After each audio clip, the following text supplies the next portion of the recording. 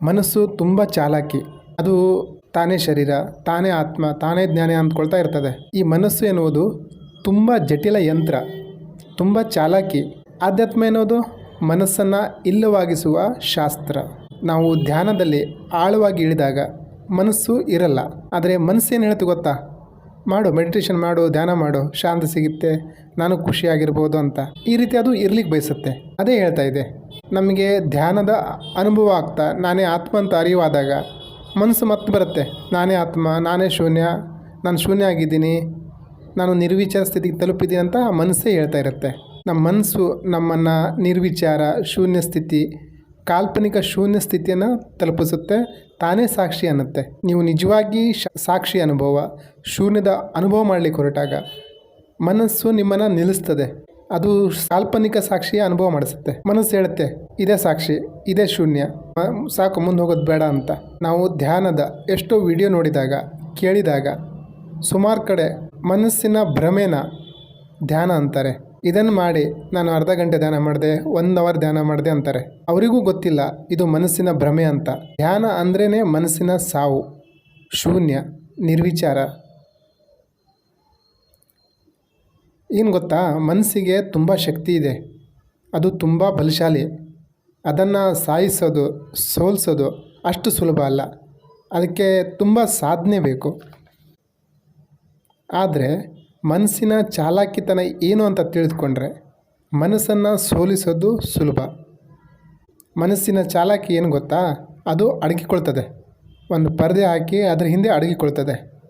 ಯಾವ ರೀತಿ ಅಂದರೆ, ನನಗೆ ಆತ್ಮಜ್ಞಾನ ಆಗಿದೆ, ಅದರ ಹಿಂದೆ ಅಡಗಿಕೊಂಡಿರುತ್ತೆ. ಅಥವಾ ನಾನು ಅಜ್ಞಾನಿ, ನನಗೇನು ಗೊತ್ತಿಲ್ಲ, ನಾನು ನಿನ್ನ ಪಾದದ ಧೂಳಿನ ಸಮ, ಈ ರೀತಿ ಹೇಳ್ತಾ ವಿನಮ್ರತೆಯ ಹಿಂದೆ ಅಡಗಿಕೊಳ್ತದೆ. ಇದನ್ನೇ ಅಹಂಕಾರನೂ ಅನ್ಬೋದು. ಇದೇ ಮನಸ್ಸಿನ ಒಂದು ಚಾಲಾಕಿತನ. ನಿಮ್ಗೆ ಯಾರಾದರೂ ಈ ರೀತಿ ಅಂದಾಗ ನಿಮ್ಗೆ ಅನಿಸುತ್ತೆ, ಓಹೋ ಎಷ್ಟು ಒಳ್ಳೆಯವರು ಇವರು ಅಂತ. ಆದರೆ ಇದು ಮನಸ್ಸಿನ ಚಾಲಾಕಿತನ. ಮನಸ್ಸು ಆ ವಿನಮ್ರತೆಯ ಹಿಂದೆ ಅಡಗಿಕೊಂಡಿದೆ, ಅದು ನಿಮಗೆ ಕಾಣ್ತಾ ಇರಲ್ಲ. ಗುರುಗಳು ನಿಮ್ಗೆ ಹೇಳ್ತಾರೆ, ಧ್ಯಾನದಲ್ಲಿ ಏನು ಮಾಡಬೇಡಿ, ಅದೇ ಆಗುತ್ತೆ ಅಂತ. ಆವಾಗ ನಿಮ್ಮ ಮನಸ್ಸು ಏನು ಹೇಳುತ್ತೆ ಗೊತ್ತಾ? ಸರಿ ಏನು ಅನುಭವ ಮಾಡಬಾರ್ದು, ಏನು ಮಾಡಿಲ್ಲ ಅಂದರೆ ಏನಾದರೂ ಆಗುತ್ತೆ ಅಲ್ವಾ ಅಂತ. ತಾನೇನು ಮಾಡಬಾರ್ದು ಧ್ಯಾನದಲ್ಲಿ ಅಂತ ಅಂದ್ಕೊಂಡಿರೋದೇ ಮನಸ್ಸು. ಸ್ವಲ್ಪ ಹೊತ್ತಿನ ನಂತರ ಅದೇ ಪ್ರಶ್ನೆ ಮಾಡುತ್ತೆ, ಏನು ಇಷ್ಟೊತ್ತಾದರೂ ಏನು ಆಗಲಿಲ್ವಲ್ಲ ಅಂತ. ಏನು ಮಾಡಬಾರ್ದು ಅಂದರೆ ಏನು ಯೋಚನೆ ಬರಬಾರ್ದು, ಏನು ಯೋಚನೆನೇ ಬರಬಾರ್ದು ಅಲ್ವಾ? ಯಾಕೆ ಹೀಗಾಗುತ್ತೆ ಅಂದರೆ, ಮನಸ್ಸು ಸಾಯ್ಲಿಕ್ಕೆ ಬಯಸಲ್ಲ. ಮನಸ್ಸು ಅಂದ್ರೇ ಅಹಂಕಾರ. ಅದು ತನ್ನನ್ನು ತಾನು ಯಾವ ರೀತಿ ಸುರಕ್ಷಿತ ಮಾಡ್ಕೊಳ್ಳೋದು ನೋಡ್ತಾ ಇರುತ್ತೆ. ನಿಮಗೆ ಸತ್ಯ ಬೇಕು, ಧ್ಯಾನ, ಶಾಂತಿ, ಆನಂದ ಬೇಕು. ಆದರೆ ಆಧ್ಯಾತ್ಮದಲ್ಲಿ ಮನಸ್ಸಿನ ಸಾವು ಆಗಲೇಬೇಕು. ಮನಸ್ಸೇ ಹೇಳ್ತದೆ, ತಾನೇ ಆತ್ಮ, ನನಗೆ ಆತ್ಮಜ್ಞಾನ ಆಯಿತು ಅಂತ.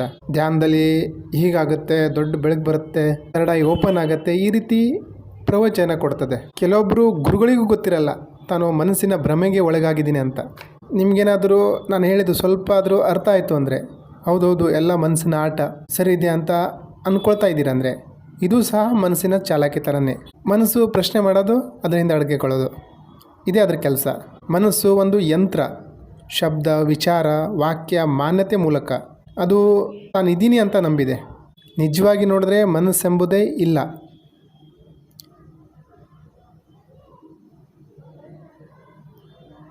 ನಿಜವಾಗಿ ಇದ್ದಿದ್ದರೆ ಗುಲಾಮರಾಗಿ ಇರ್ತಿದ್ವಿ. ಮಾನ್ಯತೆಯ ಮೂಲಕ ನಿರ್ಮಿತವಾದದ್ದು ಸತ್ಯನೇ ಮನಸ್ಸು. ನಾವು ಕೆಲವೊಂದು ಸಿದ್ಧಾಂತನ ಒಪ್ಕೊಂಡು ಬಿಡ್ತೀವಿ, ಅದಕ್ಕೋಸ್ಕರ ಪ್ರಾಣ ಕೊಡಲಿಕ್ಕೂ ಸಿದ್ಧರಾಗ್ತೀವಿ. ಇದು ಮಾನ್ಯತೆ ಮೂಲಕ ನಿರ್ಮಿತವಾದ ಸತ್ಯ. ನಿಜವಾದ ಸತ್ಯ ನೋಡುವ ಪ್ರಯತ್ನವೂ ನಾವು ಮಾಡಲ್ಲ. ಮನಸ್ಸೇ ನಮಗೆ ಸತ್ಯ ತೋರಿಸುತ್ತೆ. ಹಾಗಾಗಿ ಬುದ್ಧಿಜೀವಿಗಳು ಮಾತ್ರ ಈ ಮನಸ್ಸನ್ನು ಅರಿತಾರೆ. ಎಲ್ಲರ ಕೈಲಿ ಆಗಲ್ಲ. ಆಧ್ಯಾತ್ಮದಲ್ಲಿ ತುಂಬ ಜನ ಆಸಕ್ತಿಯಿಂದ ತುಂಬ ಜನ ಬರ್ತಾರೆ. ಎಲ್ಲರ ತಲೆಯಲ್ಲೂ ತುಂಬಲಾಗಿದೆ ಆಧ್ಯಾತ್ಮ, ಧ್ಯಾನ, ಇದು ಮಾಡಿ ಹಣ, ಐಶ್ವರ್ಯ, ಆರೋಗ್ಯ ಎಲ್ಲ ಸಿಗುತ್ತೆ ಅಂತ. ಅದಕ್ಕೆ ಎಲ್ಲರೂ ಬರ್ತಾರೆ, ಅದಕ್ಕೆ ಎಲ್ಲರೂ ಇಂಟ್ರೆಸ್ಟು ಆಗ್ತಾರೆ. ಯಾವಾಗ ನಿಜವಾದ ಆಧ್ಯಾತ್ಮ ಬರುತ್ತೋ, ಮನಸ್ಸು ಇಲ್ಲವಾಗಿಸೋದು, ಆವಾಗ ಅವರಿಗೆ ಸಂಕಟ, ತೊಂದರೆ ಎದುರಾಗುತ್ತೆ. ಸಾಯಬೇಕಾಗತ್ತೆ ಅಂದರೆ ಅಹಂಕಾರದ ಸಾವಾಗತ್ತೆ ಅಂದಾಗ ಆಟೋಮೆಟಿಕ್ಕಾಗಿ ಓಡೋಗ್ತಾರೆ. ನಾವು ಧ್ಯಾನಕ್ಕೆ ಬಂದಿರೋದೇ ಏನೇನೋ ಪಡಿಬೇಕು ಅಂತ. ಆದರೆ ಇಲ್ಲಿ ನೋಡಿದ್ರೆ ಎಲ್ಲ ಕಳ್ಕೋಬೇಕು ಅಂತ ಗೊತ್ತಾದಾಗ, ಎಲ್ಲ ಉಲ್ಟಾ ಆಗ್ತಾಯಿದೆ ಅಂತ ಗೊತ್ತಾದಾಗ ಪಲಾಯನ ಮಾಡ್ತಾರೆ. ಮನಸ್ಸು ಏನೋ ಪದವಿ, ಪ್ರತಿಷ್ಠೆ ಹುಡ್ಕೊ ಬಂದಿತ್ತು, ಅದನ್ನು ಇಲ್ಲಿ ಪಡೀಲಿಲ್ಲ. ಯಾಕಾಗಿ ಆಧ್ಯಾತ್ಮಿಕ ಬಂದೆವು ಅಂತ ಅಲ್ಲಿಂದ ಎದ್ದು ಬಿದ್ದು ಓಡೋಗ್ತಾರೆ. ಪ್ರಜ್ಞಾಪೂರ್ವಕವಾಗಿದ್ದವರು ಮಾತ್ರ ಧ್ಯಾನದ ಆಳದಲ್ಲಿ ಹೋಗಲು ಸಮರ್ಥರಾಗ್ತಾರೆ. ಅಂಥವ್ರು ಮಾತ್ರ ಮನಸ್ಸನ್ನು ಅರಿಬಹುದು. ನಾವೀಗ ಏನಿದ್ದೀವಿ ಸಂಪೂರ್ಣವಾಗಿ ಮನಸ್ಸು. ನಾನು ಜ್ಞಾನಿ ಅಂತ ನನ್ನ ಮನಸ್ಸೇ ಹೇಳ್ತಾ ಇದೆ, ನಾನು ಅಜ್ಞಾನಿ ಅಂತಲೂ ನಮ್ಮ ಮನಸ್ಸೇ ಹೇಳ್ತಾ ಇದೆ. ಪ್ರಜ್ಞೆ ಇದ್ದರೆ ನಿಮಗೆ ಗೊತ್ತಾಗುತ್ತೆ ನಾನು ಜ್ಞಾನಿನೂ ಅಲ್ಲ ಅಜ್ಞಾನಿನೂ ಅಲ್ಲ, ಎರಡೂ ಅಹಂಕಾರ ಅಂತ. ಒಂದು ಕಡೆ ಮೀಸೆ ಮೇಲ್ಗಡೆ ಮಾಡಿ ಅಹಂಕಾರ ಪಡ್ತಾ ಇರ್ತೀವಿ, ಇನ್ನೊಂದು ಕಡೆ ಮೀಸೆ ಕೆಳಗಡೆ ಮಾಡಿ ಅಹಂಕಾರ ಪಡ್ತಾ ಇರ್ತೀವಿ.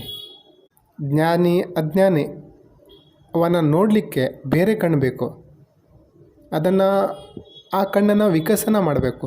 ಏನು ಆ ಮನಸ್ಸನ್ನು ನೋಡುವ ಕಣ್ಣು ಅಂದರೆ ಅವೇರ್ನೆಸ್ಸೇ ಆ ಕಣ್ಣು.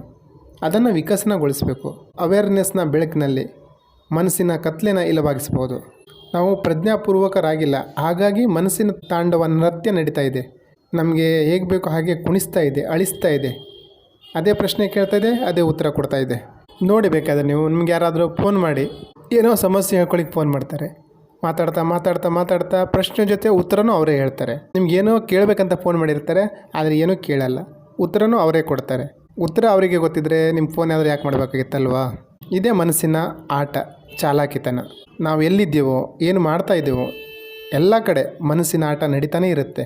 ನನ್ನ ಮನಸ್ಸಿಗೆ ನೋವಾಯಿತು, ನನಗೆ ಕೋಪ ಬಂತು, ನಾನು ಮನಸ್ಸು ಮಾಡಿದ್ರೆ ಹಂಗೆ ಮಾಡಿಬಿಡ್ತೀನಿ, ಹಿಂಗೆ ಮಾಡಿಬಿಡ್ತೀನಿ, ನಾನು ಯಾರು ಗೊತ್ತಾ, ಈ ರೀತಿ ಮನಸ್ಸು ಆಟ ಆಡ್ತಾ ಇರುತ್ತೆ. ಅವಾಗ ಏನು ಮಾಡಬೇಕು ಗೊತ್ತಾ?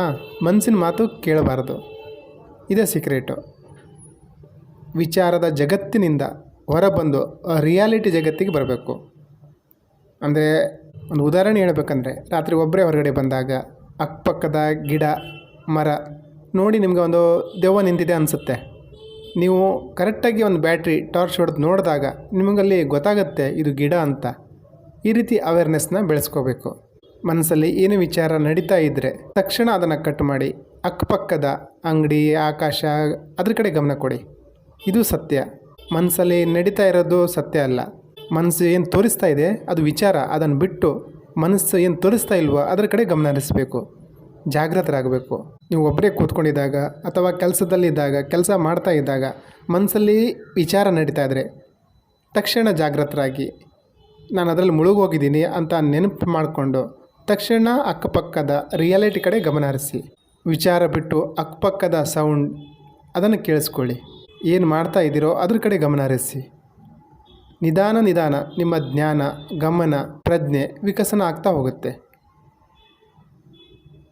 ಒಂದೇ ಸಲ ಮನಸ್ಸಿನ ಅಹಂಕಾರನ, ಮನಸ್ಸನ್ನು ನಾಶ ಮಾಡಲಿಕ್ಕಾಗಲ್ಲ. ನಮ್ಮ ಅವೇರ್ನೆಸ್ ಜಾಸ್ತಿ ಆಗಬೇಕು. ಬೀಜ ಹಾಕಿ ನಿಧಾನಕ್ಕೆ ಬೆಳೆಸಿ ಅದನ್ನು ಮರ ಮಾಡಬೇಕು. ಆ ಬೆಳಕಲ್ಲಿ ಕತ್ತಲೆ ಕಳೆದು ಹೋಗುತ್ತೆ ಹೊರತು ನಾವು ಈಗಲೇ ಮನಸ್ಸನ್ನು ಅದರ ಭ್ರಮೆನ ಕಳಿಸ್ಲಿಕ್ಕಾಗಲ್ಲ. ನಿಧಾನವಾಗಿ ಅವೇರ್ನೆಸ್ ಬೆಳೆಸ್ಕೊಡಿ. ಮನಸ್ಸಿನ ಮಾತು ಕೇಳಬೇಡಿ, ಉಲ್ಟಾ ಮಾಡಿ. ಉದಾಹರಣೆಗೆ ಬೆಳಿಗ್ಗೆ ಎಚ್ಚರ ಆಗುತ್ತೆ, ಎದ್ದೇಳಬೇಕು ಅನಿಸುತ್ತೆ, ಆದರೆ ಮನಸ್ಸು ಹೇಳುತ್ತೆ ಸ್ವಲ್ಪ ಹೊತ್ತು ನಿದ್ದೆ ಮಾಡು, ಹೊರಗಡೆ ಮಳೆ ಇದೆ, ಕತೆ ಹೇಳುತ್ತೆ. ಅವೆಲ್ಲ ಕೇಳಬೇಡಿ, ಎದ್ದೇಳಿ ಅಷ್ಟೇ. ಮನಸ್ಸು ಯಾವತ್ತೂ ಭೂತದಲ್ಲಿ, ಭವಿಷ್ಯದಲ್ಲಿ ಯೋಚಿಸೋದೇ ಮನಸ್ಸಿನ ಕೆಲಸ. ಈಗ ನಡೀತಾ ಇರೋದ್ರ ಕಡೆ, ಪ್ರೆಸೆಂಟ್ ಮೂಮೆಂಟ್ ಕಡೆ ಬಂದಾಗಲ ನಿಮ್ಮ ಅವೇರ್ನೆಸ್ ಜಾಸ್ತಿ ಆಗುತ್ತೆ.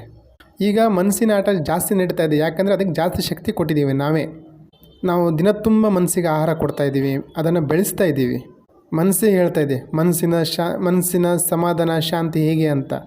ಒಂದು ವಿಡಿಯೋ ನೋಡ್ತೀವಿ, ಅದು ಬಿಟ್ಟು ಇನ್ನೊಂದು ವಿಡಿಯೋ ನೋಡ್ತೀವಿ. ಈ ರೀತಿ ನಮ್ಮನ್ನು ಮನಸ್ಸೇ ಕುಣಿಸ್ತಾ ಇದೆ. ಮನಸ್ಸು ಮತ್ತೊಂದು ವಿಡಿಯೋ ನೋಡಿ ಬಯಸ್ತಾ ಇದ್ದರೆ ಮನಸ್ಸಿಗೆ ಹೇಳಿ ಸಾಕು, ನನಗೇನು ಬೇಡ, ಶಾಂತಿನೂ ಬೇಡ, ನೆಮ್ಮದಿನೂ ಬೇಡ. ಈ ರೀತಿ ಅವೇರ್ನೆಸ್ನ ಬೆಳೆಸ್ಕೊಳ್ಳಿ. ಈ ಮನಸ್ಸಿನ ಆಟನ ಮುಗಿಸ್ಲಿಕ್ಕೆ ನಾನು ಧ್ಯಾನದ ವಿಡಿಯೋಗಳನ್ನು ಮಾಡಿದ್ದೀನಿ, ಅದನ್ನು ಪ್ರಾಕ್ಟೀಸ್ ಮಾಡಿ ನಿಜವಾದ ಶೂನ್ಯದ ಶಾಂತಿಯ ಅನುಭವವನ್ನು ಪಡೀರಿ.